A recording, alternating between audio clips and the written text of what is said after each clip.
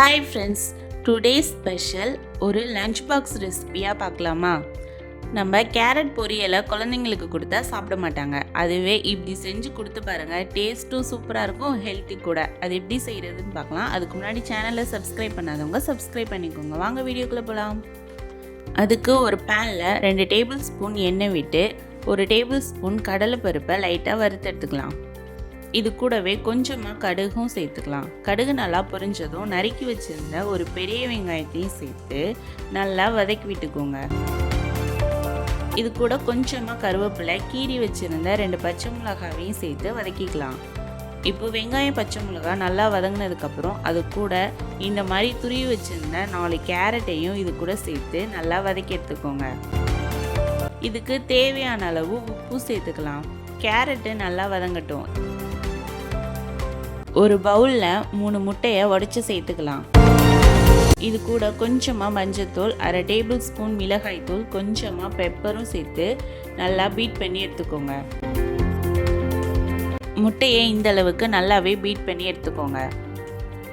கேரட்டும் நல்லாவே வதங்கி வந்துருச்சு.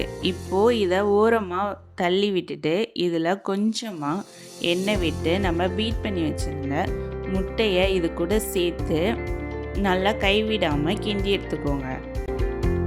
இந்த மாதிரி முட்டை பொடி மாஸ் வர்ற அளவுக்கு இதை நல்லா வதக்கி விட்டுக்கலாம். இப்போது இது கூட நம்ம கேரட்டையும் சேர்த்து நல்லா வதக்கி எடுத்துக்கலாம். கேரட்டும் முட்டையும் நல்லாவே மிக்ஸ் ஆயிடுச்சு. நான் இப்போது 1 கப் வடித்த சாதத்தை ஃபேனில் ஆற வச்சு எடுத்துருக்கேன். இந்த சாதத்தை இந்த பொரியல் கூட சேர்த்துக்கலாம்.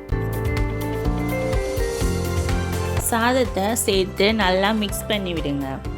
இப்போ இது கூட கொஞ்சமாக பெப்பரும் சேர்த்துக்கலாம். அது கூடவே தேவையான அளவு உப்பு சேர்த்து அடுப்பை லோ ஃப்ளேம்லேயே வச்சு நல்லா மிக்ஸ் பண்ணி விட்டுக்கோங்க. பாருங்கள், கேரட், முட்டைக்கோசு, சாதம் எல்லாமே நல்லாவே ஈக்குவலாக மிக்ஸ் ஆயிடுச்சு.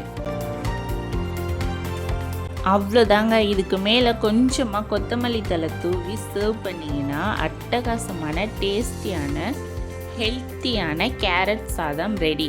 இதை கிட்ஸுக்கு லஞ்ச் பாக்ஸில் கொடுத்து விடுங்க, சாப்பிட்டுட்டு தாங்க வருவாங்க. இந்த வீடியோ பிடிச்சிருந்தா லைக் பண்ணுங்கள், ஷேர் பண்ணுங்கள், கமெண்ட் பண்ணுங்கள், மறக்காமல் சப்ஸ்கிரைப் பண்ணுங்கள். பக்கத்தில் இருக்க பெல் ஐக்கானை கிளிக் பண்ணுங்கள். அப்போ தான் நான் போட்ட வீடியோ உடனே வரும்.